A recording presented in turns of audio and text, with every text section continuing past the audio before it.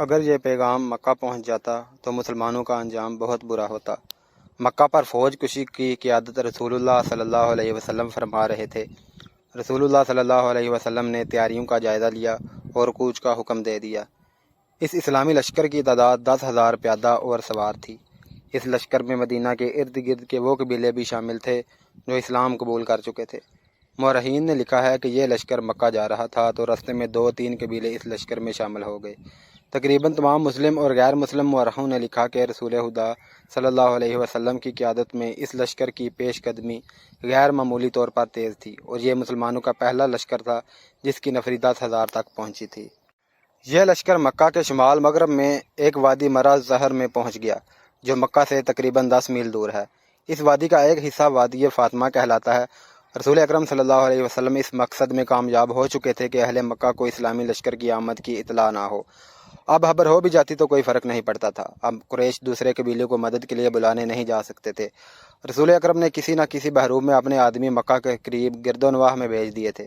تھوڑی دیر آرام کر کے اسلام کا لشکر مکہ کی طرف چل پڑا۔ جعفہ ایک مقام ہے جہاں لشکر کا ہراول دستہ پہنچا تو مکہ کی طرف سے چھوٹا سا ایک قافلہ آتا دکھائی دیا۔ اسے قریب آنے دیا گیا۔ دیکھا تو وہ قریش کا ایک سرکردہ آدمی عباس تھا جو اپنے پورے خاندان کو ساتھ لے مدینہ کو جا رہا تھا۔ یہ وہ شخص تھا جس نے حضرت عباس کے نام سے تاریخ اسلام میں شہرت حاصل کی۔ یہ آپ صلی اللہ علیہ وسلم کے چچا حضرت عباس بن عبد المطلب تھے۔ انہیں رسول اکرم کے حضور لے جایا گیا۔ کیوں عباس؟ رسول اکرم نے کہا، کیا تو اس لیے مکہ سے بھاگ نکلا ہے کہ مکہ پر قیامت ٹوٹنے والی ہے؟ خدا کی قسم، مکہ والوں کو خبر ہی نہیں کہ محمد صلی اللہ علیہ وسلم کا لشکر ان کے سر پر آ گیا ہے۔ عباس نے کہا، اور میں آپ کی اطاعت قبول کرنے کو مدینہ جا رہا تھا۔ میرے نہیں عباس، رسول خدا نے کہا، اطاعت اس اللہ کی کرو جو وحدہ لا شریک ہے اور وہی عبادت کے لائق ہے۔ میں اس کا بھیجا ہوا رسول ہوں۔ حضرت عباس نے اسلام قبول کر لیا۔ رسول کریم نے انہیں گلے لگا لیا۔ عباس بن عبد المطلب آپ صلی اللہ علیہ وسلم سے تقریباً 3 سال بڑے تھے اور آپ صلی اللہ علیہ وسلم بچپن میں ان کے ساتھ کھیلا کرتے تھے۔ حضرت عباس بن عبد المطلب کے قبول اسلام کے وقت کے حوالے سے اختلاف پایا جاتا ہے۔ مشہور قول یہ ہے کہ آپ غزوہ خیبر کے بعد اسلام قبول کر چکے تھے۔ حضور صلی اللہ علیہ وسلم کی ہدایت پر ہی اب تک مکہ میں مقیم تھے۔ آپ صلی اللہ علیہ وسلم کو مسرت اس سے ہوئی کہ اہل قریش مکہ میں بے فکر بیٹھے تھے۔ حضرت عباس نے جب یہ صورتحال دیکھی تو انہوں نے رسول اللہ صلی اللہ علیہ وسلم سے کہا کہ اہل قریش آخر ہمارا اپنا ہی خون ہے۔ 10,000 کے اس لشکر کے قدموں میں قریش کے بچے اور عورتیں بھی کچلی جائیں گی۔ عباس نے رسول اللہ کو یہ بھی بتایا کہ قریش میں اسلام کی قبولیت کی ایک لہر پیدا ہو گئی ہے۔ کیا یہ مناسب نہ ہوگا کہ انہیں اصلاح کا ایک اور موقع دیا جائے؟ رسول اکرم صلی اللہ علیہ وسلم نے عباس سے کہا کہ وہ ہی مکہ جائیں اور ابو سفیان سے کہیں کہ مسلمان مکہ پر قبضہ کرنے آ رہے ہیں۔ اگر اہل مکہ نے مقابلہ کیا تو کسی کو زندہ نہیں چھوڑا جائے گا۔ مکہ شہر مسلمانوں کے حوالے کر دیا جائے۔ رسول اکرم صلی اللہ علیہ وسلم نے عباس کو نہ صرف مکہ جانے کی اجازت دی بلکہ انہیں اپنا خچر بھی دیا جو آپ صلی اللہ علیہ وسلم گھوڑے کے علاوہ اپنے ساتھ رکھتے تھے۔ ابو سفیان مدینہ سے جو تاثر لے کر گیا تھا وہ اس کے لیے بڑا ہی ڈراؤنا اور خطرناک تھا۔ وہ تجربہ کار آدمی تھا۔ وہ مسلمانوں کی شجاعت اور عزم کی پختگی سے بھی واقف تھا۔ اسے ہر لمحہ دھڑکا لگا رہتا تھا کہ مسلمان مکہ پر حملہ کریں گے۔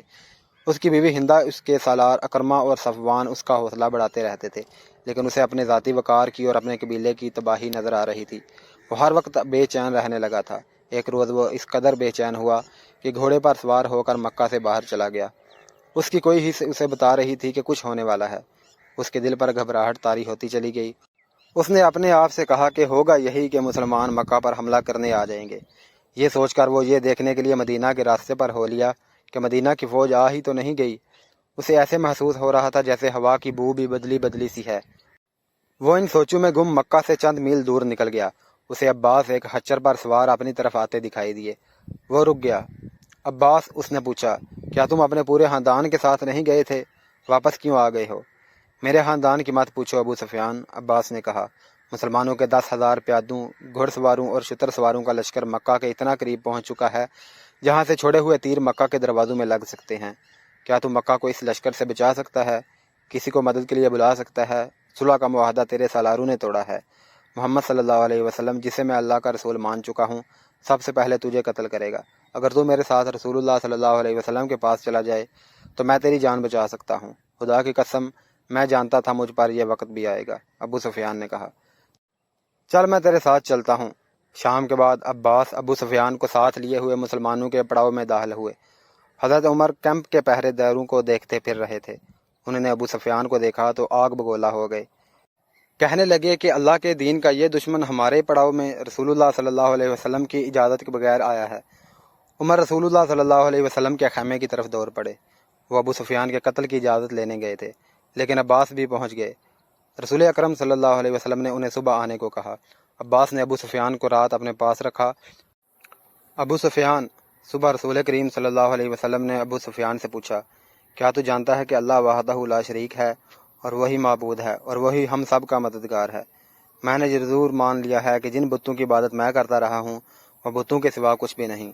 ابو سفیان نے کہا، وہ میری کوئی مدد نہیں کر سکتے، پھر یہ کیوں نہیں مان لیتا کہ میں اللہ کا رسول ہوں جو معبود ہے؟ رسول کریم صلی اللہ علیہ وسلم نے پوچھا، میں شاید یہ نہ مانوں کہ تم اللہ کے رسول ہو۔ ابو سفیان ہاری ہوئی سی آواز میں بولا۔ ابو سفیان، عباس نے قہر بھری آواز میں کہا، کیا تو میری تلوار سے اپنا سر تن سے جدا کرانا چاہتا ہے؟ عباس نے رسول کریم صلی اللہ علیہ وسلم سے کہا، یا رسول اللہ، ابو سفیان ایک قبیلے کا سردار ہے، باوقار اور خوددار بھی۔ یہ ملتجی ہو کے آیا ہے۔ ابو سفیان پر کچھ ایسا اثر ہوا کہ اس نے بے اختیار کہا، محمد اللہ کے رسول ہیں، میں نے تسلیم کر لیا، میں نے مان لیا۔ جاؤ، رسول اکرم صلی اللہ علیہ وسلم نے کہا، مکہ میں اعلان کر دو کہ مکہ کے وہ لوگ مسلمانوں کی تلواروں سے محفوظ رہیں گے جو ابو سفیان کے گھر میں داخل ہو جائیں گے، اور وہ لوگ محفوظ رہیں گے جو مسجد میں داخل ہو جائیں گے، اور وہ لوگ محفوظ رہیں گے جو اپنے دروازے بند کر کے اپنے گھروں میں رہیں گے۔ ابو سفیان اسی وقت مکہ کو روانہ ہو گئے، اور رسول اکرم نے صحابہ کرام کے ساتھ اس مسئلے پر تبادلہ خیال شروع کر دیا کہ مکہ میں اکرمہ اور صفوان جیسے ماہر اور دلیر سالار موجود ہیں، اور وہ مقابلہ کیے بغیر مکہ پر قبضہ نہیں ہونے دیں گے۔ اونٹ بہت تیز دوڑا چلا آ رہا تھا۔ جب وہ مکہ کے قریب پہنچا تو اس کے سوار نے چلانا شروع کر دیا، عزا اور حبل کی قسم، مدینہ کا لشکر مرا الظہر میں پڑاؤ کیے ہوئے ہے، اور میں نے اپنے سردار ابو سفیان کو وہاں جاتے ہوئے دیکھا ہے۔ اہل قریش ہوشیار ہو جاؤ، محمد کا لشکر آ رہا ہے۔ اس نے اونٹ کو روکا اور اسے بٹھا کر اترنے کی بجائے اس کی پیٹھ سے کود کر اترا۔ اس کی پکار جس نے سنی وہ دوڑا آیا۔ وہ گھبراہٹ کے عالم میں یہی کہے جا رہا تھا کہ مدینہ کا لشکر مرا الظہر تک آن پہنچا ہے، اور ابو سفیان کو اس لشکر کے پڑاؤ کی طرف جاتے دیکھا ہے۔ مکہ کے لوگ اس کے ارد گرد اکٹھے ہوتے چلے گئے۔ ابو حسنہ، ایک مومر آدمی نے اس سے پوچھا، تیرا دماغ صحیح نہیں یا تو جھوٹ بول رہا ہے؟ میری بات جھوٹ سمجھو گے تو اپنے انجام کو بہت جلد پہنچ جاؤ گے۔ شتر سوار ابو حسنہ نے کہا، کسی سے پوچھو ہمارا سردار ادھر کیوں گیا ہے؟ اس نے پھر چلانا شروع کر دیا، اے قبیلہ قریش، مسلمان اچھی نیت سے نہیں آئے۔ ابو حسنہ کا وویلا مکہ کی گلیوں سے ہوتا ہوا ابو سفیان کی بیوی ہندا کے کانوں تک جا پہنچا۔ وہ آگ بگولا ہو کے باہر آئی اور اس ہجوم کو چیرنے لگی جس نے ابو حسنہ کو گھیر رکھا تھا۔ اس نے ابو حسنہ کا گریبان پکڑ کر کہا، میری تلوار محمد کے خون کی پیاسی ہے، تو میری تلوار سے اپنی گردن کٹوانے کیوں آ گیا ہے؟ کیا تو نہیں جانتا کہ جس پر تو جھوٹا الزام تھوپ رہا ہے وہ میرا شوہر اور قبیلے کا سردار ہے؟ اپنی تلوار گھر سے لے آ خاتون، ابو حسنہ نے کہا، لیکن تیرا شوہر آ جائے تو اس سے پوچھنا کہ وہ کہاں سے آیا ہے، اور تو کہتا ہے کہ محمد صلی اللہ علیہ وسلم لشکر لے کر آیا ہے۔ ہندا نے پوچھا، خدا کی قسم، ابو حسنہ نے کہا، میں وہ کہتا ہوں جو میں نے دیکھا ہے۔ اگر تو سچ کہتا ہے تو مسلمانوں کو موت ادھر لے آئی ہے۔ ہندا نے کہا، ابو سفیان واپس آ رہے تھے، اہل مکہ ایک میدان میں جمع ہو چکے تھے۔ رسول کریم صلی اللہ علیہ وسلم کی پیش قدمی اب راز نہیں رہ گئی تھی، لیکن اب کوئی فرق نہیں پڑتا تھا۔ اہل قریش اب کسی کو مدد کے لیے نہیں بلا سکتے تھے۔ ابو سفیان آ رہے تھے، لوگوں پر خاموشی طاری ہو گئی۔ ابو سفیان کی بیوی ہندا لوگوں کو دائیں بائیں دھکیلتی آگے چلی گئی۔ اس کے چہرے پر غضب اور قہر تھا۔ ابو سفیان نے لوگوں کے سامنے آ کر گھوڑا روکا۔ انہوں نے اپنی بیوی کی طرف توجہ نہ دی۔ اہل قریش، ابو سفیان نے بلند آواز سے کہا، پہلے میری بات ٹھنڈے دل سے سن لینا، پھر کوئی اور بات کہنا۔ میں تمہارا سردار ہوں، مجھے تمہارا وقار عزیز ہے۔ محمد صلی اللہ علیہ وسلم اتنا زیادہ لاؤ لشکر لے کر آیا ہے جس کے مقابلے میں تم قتل ہونے کے سوا کچھ نہیں کر سکتے۔ اپنی عورتوں کو بچاؤ، اپنے بچوں کو بچاؤ۔ قبول کر لو اس حقیقت کو جو تمہارے سر پر آن گئی ہے۔ تمہارے لیے بھاگ جانے کا بھی کوئی راستہ نہیں۔ ہمیں یہ بتا ہمارے سردار، ہم کیا کریں؟ لوگوں میں سے کسی کی آواز آئی، محمد صلی اللہ علیہ وسلم کی اطاعت قبول کر لینے کے سوا اور کوئی راستہ نہیں۔ ابو سفیان نے کہا، خدا کی قسم، مسلمان ہمیں پھر بھی نہیں بخشیں گے۔ ایک اور آواز اٹھی، وہ اپنے مقتولوں کا بدلہ لیں گے، وہ سب سے پہلے تمہیں قتل کریں گے۔ احد میں تمہاری بیوی نے ان کی لاشوں کو چیرا پھاڑا تھا۔ ہندا الگ کھڑی پھنکار رہی تھی، میں تم سب کی سلامتی کی ضمانت لے آیا ہوں۔ ابو سفیان نے کہا، میں محمد صلی اللہ علیہ وسلم سے مل کر آ رہا ہوں۔ اس نے کہا ہے کہ تم میں سے جو میرے گھر آ جائیں گے وہ مسلمانوں کے جبر و تشدد سے محفوظ رہیں گے۔ کیا مکہ کے سب لوگ تمہارے گھر میں سما سکتے ہیں؟ کسی نے پوچھا۔ نہیں، ابو سفیان نے کہا۔ محمد نے کہا ہے کہ جو لوگ اپنے گھروں سے باہر نہیں نکلیں گے اور ان کے دروازے بند رہیں گے ان پر بھی مسلمان ہاتھ نہیں اٹھائیں گے، اور جو لوگ خانہ خدا کے اندر چلے جائیں گے ان کو بھی مسلمان اپنا دوست سمجھیں گے۔ وہ دشمن صرف اسے جانیں گے جو ہتھیار لے کر باہر آئے گا۔ ابو سفیان گھوڑے سے اتر آئے اور بولے، تمہاری سلامتی اسی میں ہے، تمہاری عزت اسی میں ہے کہ تم دوستوں اور بھائیوں کی طرح ان کا استقبال کرو۔ ابو سفیان، قریش کے مشہور سالار اکرمہ نے للکار کر کہا، ہم اپنے قبیلے کے قاتلوں کا استقبال تلواروں اور برچھیوں سے کریں گے، ہمارے تیر ان کا استقبال مکہ سے دور کریں گے۔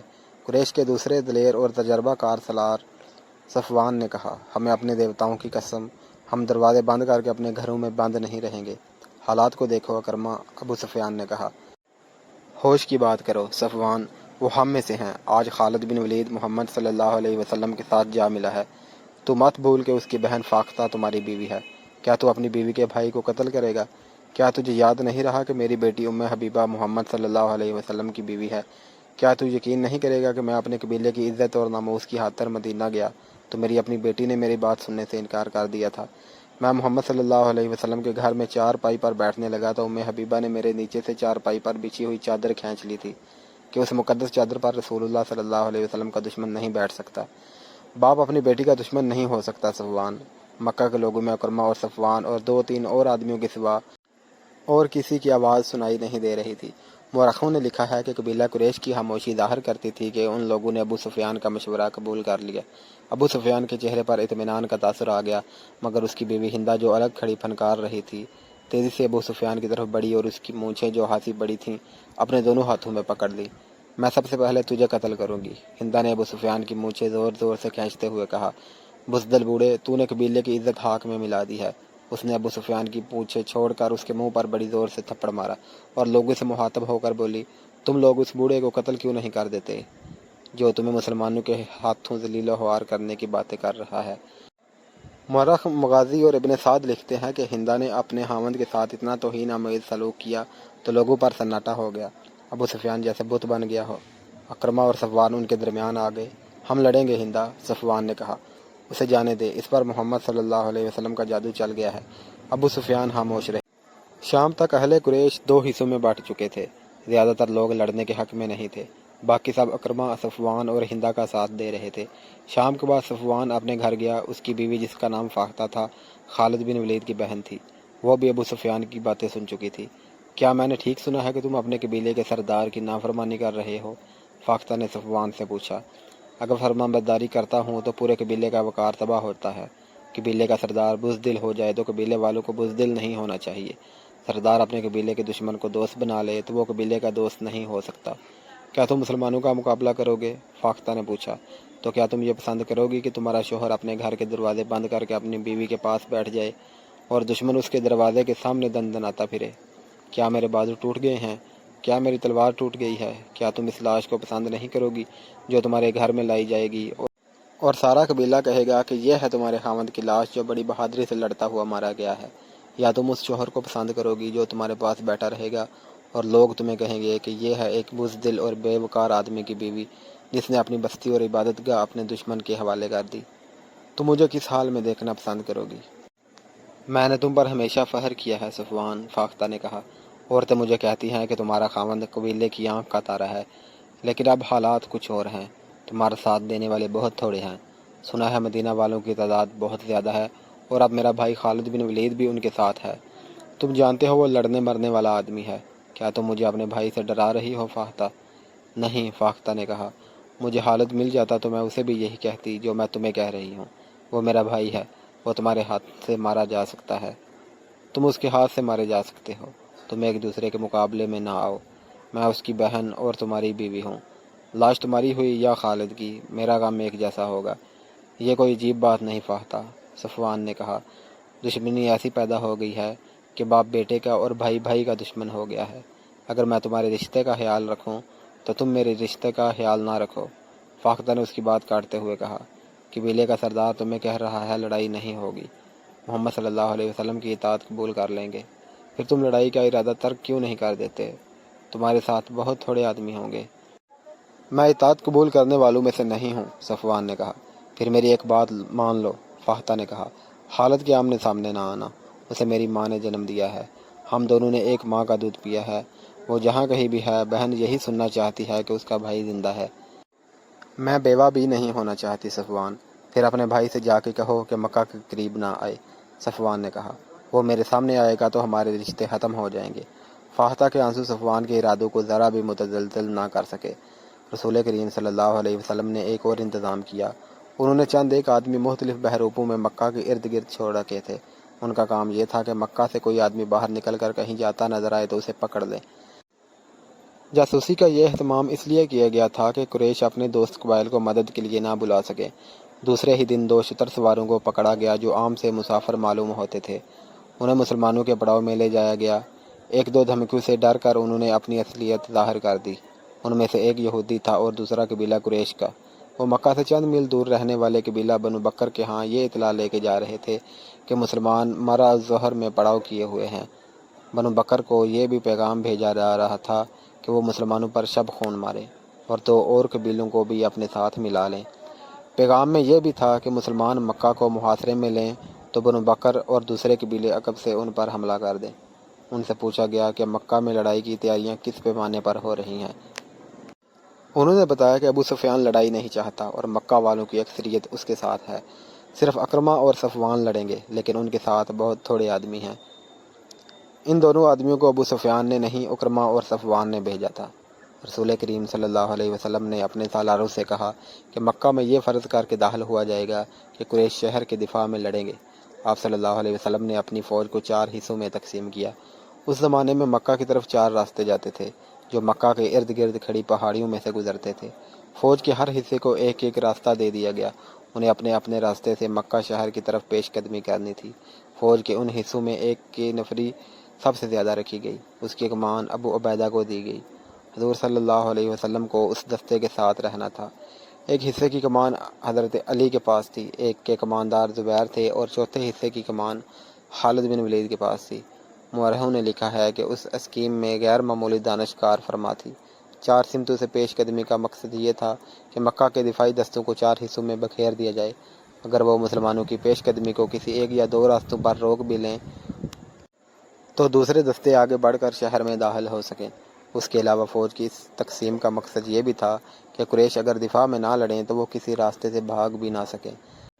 رسول اکرم صلی اللہ علیہ وسلم نے اس اسکیم کے علاوہ جو احکامات دیے وہ یہ تھے: قریش دفاع میں نہ لڑیں تو ان پر ہاتھ نہ اٹھایا جائے، امن کا جواب پرامن طریقے سے دیا جائے، اگر کہیں جھڑپ ہو جائے تو زخمیوں کو قتل نہ کیا جائے بلکہ ان کی مرہم پٹی اور دیکھ بھال کی جائے، لڑنے والوں میں جو پکڑا جائے اس پر تشدد نہ کیا جائے اور نہ ہی اسے قتل کیا جائے اور اسے جنگی قیدی بھی نہ سمجھا جائے، اور ان میں سے کوئی بھاگ نکلے تو اسے بھاگ جانے دیا جائے۔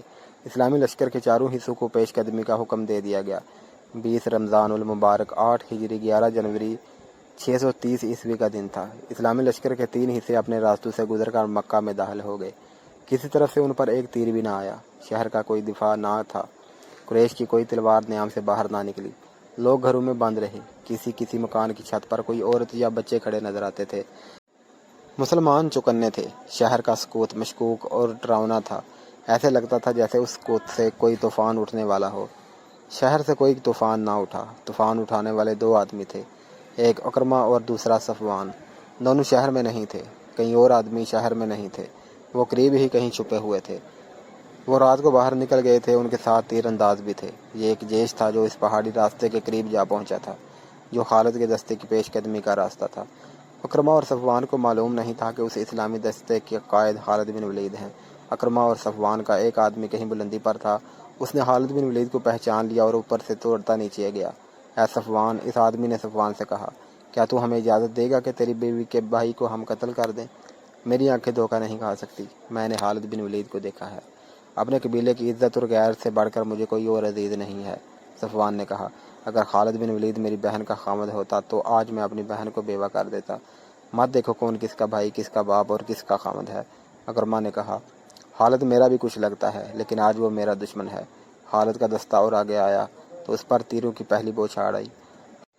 خالد نے اپنے دستے کو روک لیا۔ اے اہل قریش، خالد نے بڑی بلند آواز سے کہا، ہمیں راستہ دے دو گے تو محفوظ رہو گے۔ ہمارے رسول صلی اللہ علیہ وسلم کا حکم ہے کہ اس پر ہاتھ نہ اٹھانا جو تم پر ہاتھ نہیں اٹھاتا۔ کیا تمہیں اپنی جانیں عزیز نہیں؟ میں تمہیں صرف ایک موقع دوں گا۔ تیروں کی ایک اور بوچھاڑ آئی۔ ہم تیرے رسول صلی اللہ علیہ وسلم کے حکم کے پابند نہیں خالد، اکرما نے للکار کر کہا۔ ہمت کر اور آگے آ، ہم ہیں تمہارے پرانے دوست صفوان اور اکرما، تو مکہ میں زندہ داخل نہیں ہو سکے گا۔ خالد نے تیروں کی دوسری بوچھاڑ سے معلوم کر لیا تھا کہ دشمن کہاں ہے۔ خالد بن ولید نے اپنے دستے کو روک کر پیچھے ہٹا لیا اور اپنے کچھ آدمیوں کو پہاڑیوں کے اوپر سے آگے بڑھنے اور تیر اندازوں پر حملہ کرنے کے لیے بھیج دیا۔ اکرما اور صفوان خالد کے ان آدمیوں کو نہ دیکھ سکے۔ تھوڑی سی دیر میں یہ آدمی دشمن کے سروں پر جا پہنچے۔ وادی سے خالد نے حلہ بول دیا جو اس قدر تیز اور شدید تھا کہ قریش کے پاؤں اکھڑ گئے۔ خالد نے اوپر سے بھی حملہ کرایا تھا اور نیچے سے بھی۔ کہاں ہو اکرما؟ خالد للکار رہے تھے۔ کہاں ہو صفوان؟ وہ دونوں کہیں بھی نہیں تھے۔ وہ خالد کے حلے کی تاب نہ لا سکے اور خالد کو نظر آئے بغیر کہیں بھاگ گئے۔ ان کا جیش بھی لاپتہ ہو گیا۔ پیچھے قریش کی 12 لاشیں رہ گئیں۔ مختصر سی اس جھڑپ میں 2 مسلمان جبش بن اشعر اور کوز بن جابر فہری شہید ہوئے۔ اسلامی فوج کے 3 حصے مکہ میں داخل ہو چکے تھے۔ خالد کا دستہ ابھی تک نہیں پہنچا تھا۔ سب حیران تھے کہ اہل مکہ نے مزاحمت نہیں کی، پھر خالد کے نہ آنے کی وجہ کیا ہو سکتی ہے۔ ایک قاصد کو دوڑایا گیا۔ وہ خبر لایا کہ خالد 2 مسلمانوں کی لاشیں لے کر آ رہا ہے اور اس کے دستے نے قریش کے 12 آدمی مار ڈالے ہیں۔ رسول اکرم صلی اللہ علیہ وسلم نے سنا تو آپ بہت برہم ہوئے۔ آپ صلی اللہ علیہ وسلم اچھی طرح جانتے تھے کہ خالد جنگ و جدل کا دل دادا ہے۔ اس نے بغیر اشتہار کے لڑائی مول لے لی ہوگی۔ خالد بن ولید کے مکہ میں آنے کی اطلاع ملی تو رسول اللہ صلی اللہ علیہ وسلم نے انہیں بلا کر پوچھا کہ اس حکم کے باوجود کہ لڑائی سے گریز کیا جائے انہوں نے قریش کے 12 آدمی کو کیوں مار ڈالا۔ خالد بن ولید نے حضور صلی اللہ علیہ وسلم کو بتایا کہ اکرما اور صفوان کے ساتھ قریش کے متعدد آدمی تھے جنہوں نے ان پر تیر برسائے۔ خالد نے یہ بھی بتایا کہ انہوں نے اکرما اور صفوان کو ایک موقع دیا تھا لیکن انہوں نے تیروں کی ایک اور بوچھاڑ پھینک دی۔ رسول خدا صلی اللہ علیہ وسلم نے ابو سفیان سے پوچھا کہ اکرما اور صفوان کہاں ہے۔ ابو سفیان نے بتایا کہ وہ مکہ کے دفاع میں لڑنے کے لیے چلے گئے تھے۔ رسول خدا صلی اللہ علیہ وسلم کو یقین ہو گیا کہ لڑائی خالد بن ولید نے شروع نہیں کی تھی۔ مکہ پر مسلمانوں کا قبضہ ہو چکا تھا۔